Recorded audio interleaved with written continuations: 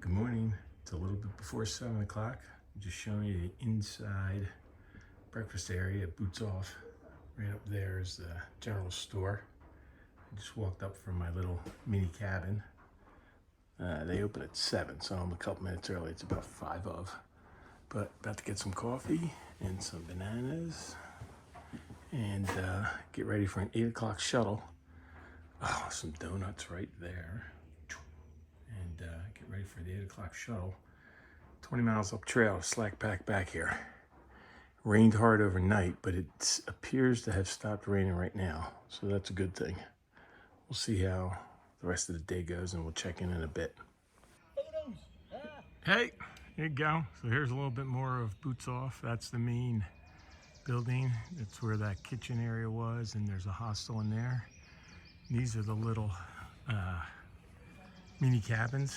That's Soap over there from the UK. There he is. He's with Jess, Sassafras, and Gadget. I got the green cabin, they got the red cabin, and there's a blue cabin. Show the inside. It's kind of similar to the ones we had at Nature's Inn. Pretty small. Double bed, single bed. This one's got a little air conditioner up there. It's got a window. A refrigerator there. After last night's run to the store, I got some Yinglings. And yeah, so this is all good. This is where I'm staying again tonight.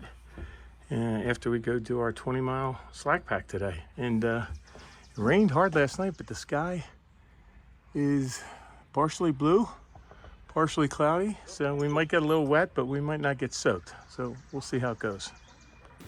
Alrighty, we're on trail. It's like 8:30 something, 8:34. Just had a little excitement, got dropped off, started walking, and couldn't find my phone. I thought I left it in the van as the van was pulling away. So I had to yell. He heard me, stopped. Somehow it turned out my phone must have fallen in the big pocket in the back of my backpack as I was getting out of the car or something. So 20 and a half miles today, slack packing. There's a whole big crew behind me. They're getting ready to move. I just started moving fast because I don't move as fast as they do, and they're all going to pass me at some point. But it's Sassafras, Gadget, Soap, Rifle, a woman named Mountain Goat, her friend GPS. So I'm sure all of them will pass me. But it was sunny. Sun was peeking through. Back at the hostel, of course, as soon as we get here, it starts raining. So put the rain jacket on, and we'll see how it goes today. We will keep you posted. It's like uphill a bit in the beginning, and then it's going to be kind of just bouncing along a little roller coaster of puds for quite a while, and then eventually downhill and around like 4.5 miles around Lake Watauga, I think it is. Figure out how to say it later, but that looks pretty cool. It's a big, giant 16-mile long lake. I think we hike like across a dam and 4.5 miles along the banks before we get back to the hostel. So that's what's going on. We'll check in later. See ya. Oh, it's a beautiful day out here. Wind's howling, fog's out, rain's coming down. But it's all good. Yeah. Hopefully this rain passes and gets a little less beating down on you. But so far so good. I need to think up Would You Rather still today, so I'll do that during this climb and check in it a bit. But I just want to show you that we're in a full-on rainy, foggy, windy day to get started. But it's all good. All right, feels like I'm back in Georgia with the spooky fog. And given the weather conditions and me wishing I were someplace sunny, warm, with a water feature, today's Would You Rather is, would you rather have a house on the beach along the ocean or a house along the shore of a lake? that one, and I will fill you in where I stand later in the day. See you guys. So apparently this is the Nick Grindstaff, Uncle Nick Grindstaff. December 26, 1851, died July 22nd, 1923. Lived alone, suffered alone, and died alone. I think he was a local hermit, it says in Far Out. There's a monument to him here, right off the trail. That's pretty crazy. Lived alone, suffered alone, died alone. That's a little sad. But there's a monument to him on the trail. It's a kind of spooky, eerie, foggy day. It's kind of perfect for a monument like that, I guess. But back to my podcast now. Enjoying a little levity with the New Heights podcast. Jason and Travis Kelsey are interviewing the Governor, Arnold Schwarzenegger. How's this for a power line view of nothing? Nothingness at all. Just some cloudy, foggy, wet woods. But it's all good. It's cool, not too bad. I'm making pretty good time. Only got passed so far, like I think 3 or 4 miles in. Passed so far by Rifle, who's super fast. He's quick, but no one else is overtaking me yet. So I guess I got a pretty good pace going. We're gonna try and get, you know what? We're gonna go around this blowdown right here, like this. There you go. And away we go. Hi again, just checking in. I am 10 miles in and it is 2 minutes to noon. So I got started at like 8:30. I am making killer time. Feeling really good about the slack pack decision. As you can see, the weather has not changed. It's not really raining. It's a lot of water blowing off the trees, so I still got my rain gear on. And the wind's blowing, so it's a little chilly, so I keep my hood up, keep my head warm. But moving really pretty good. Feeling good about it. But there's not a lot to see. I mean, there's my view all day long. So I don't have a lot of content for you guys. But I will tell you, after I listened to the podcast with Kelsey Brothers interviewing Arnold Schwarzenegger, which was a great one. Arnold is really interesting, dude. Really enjoyed that one. I'm listening now to one called Prof G, which is a guy, Scott Galloway.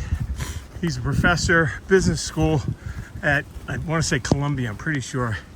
I've seen him a lot on TV and on radio, on a show I listened to on the Sirius XM POTUS channel, Michael Smerconish in the mornings. And Smerconish has him on his Saturday morning CNN show a lot. And he's a really interesting character. Scott Galloway does a lot of interesting analysis, has a lot of data and facts about big social issues facing the country. And anyway, listen to that right now. And it's a real good episode. So having a good day in some yucky weather, but my legs feel great, which is a real mental boost. And hopefully I finish this up, they feel great, and I do this again tomorrow in the snow down to Damascus. We will see. I don't want to jinx myself yet, but that's the current game plan. But we'll check in a little bit, and if anything changes, to show you. But nothing's changing much, it seems like. See ya. Alrighty, I am 14 miles in. I just got my first view of Watauga Lake. It's the lake I was telling you about earlier. It's apparently 16 miles long, which is pretty amazing. And yeah, pretty cool. Our driver this morning told me that near the dam it's 300 feet deep. And I'm gonna be walking across that dam, I think in 3 miles. Yeah, 3 miles to the dam. Then it's like 3 more miles to Boots Off. There's a couple ups and downs between the dam and Boots Off. And then getting the Boots Off, you have to hike up to the hostel. They got a bunch of signs. I'll try to show you. I didn't video them yesterday, but yeah, the last 450 feet is a climb, which you're not looking for at the end of the day, but it is what it is. The fog's breaking up a little. Like I said, this is the first chance I had to see the lake, so maybe I could have seen it earlier, but it was just all fogged in. So there it is again down there. Giant lake. But otherwise, not much to report today, unfortunately. Pretty straightforward. Walk and walk and walk. Deal with some rain, deal with some fog, deal with some wind. But making a really good time. The downhill portions aren't hard, not a lot of rocks, so I'm making a real good time. So I'll show you the dam when we get down there and see what's up. So the trail comes down this road. I just got on it a little bit ago, like a few hundred yards. A car just came driving up this, so it's gonna go right across this dam. So I don't know what that guy was doing, but this is this lake was built by the Tennessee Valley Authority, and from what I was told this morning, this is the only earthen dam that they built to build the lake. If you look behind it, it's just layer after layer of rock and roads that they use to build up those layers of rock. So pretty cool. And the trail's going to go right across this, much like it went right across Fontana Dam.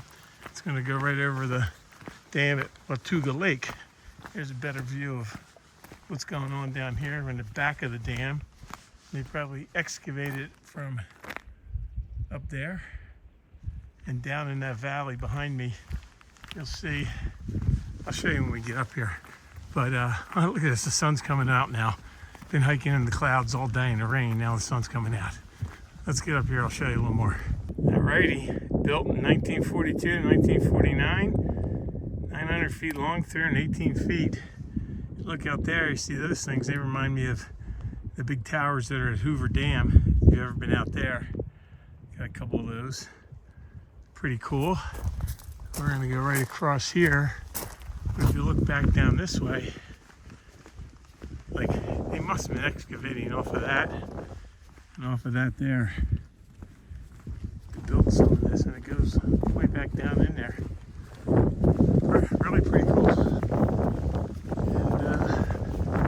And I got a couple more bumps to go up and over, and then it's pretty flat for like a mile or so. And I gotta climb up into what's off Hostel. Almost there. I got a little more than a mile to go, and I think this is the last spot, or one of the last spots I'm gonna get this close to the lake. But so I show everybody. Of course, it's sunny. I still got my rain jacket on just because I'm too tired to take it off and stop, and I'm almost there. So pretty view today. Nice way to end a long day. It's 3:15. I'll probably be there in another 25 minutes or so, and maybe a little bit more. We'll see.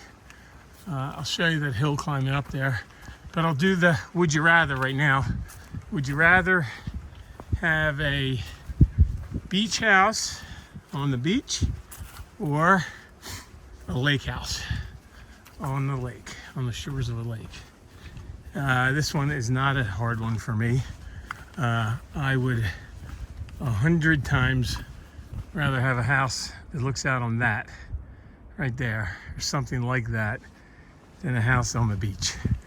I am not a big fan of the sand, not a huge fan of the salt water, and I'd much rather be able to just have a little dock out back of my house, or out front of my house, have my house, the front of my house face the lake, walk out, go to my dock, take a boat out, go fishing, go skiing. Well, I don't ski anymore, but tubing, take kids tubing, just go on a booze cruise. Yeah, way more interesting to me, way more enjoyable for me than living down on the beach. So that's what I'm going with. I'll show you the last climb I have ahead of me up the hill, the boots off, in a couple minutes. Home stretch. There's the sign. I'm gonna try to give you some encouragement to walk up their hill. Tell your feet you're almost there. This next one, of course, it's a hill. Oh, 450 feet to go.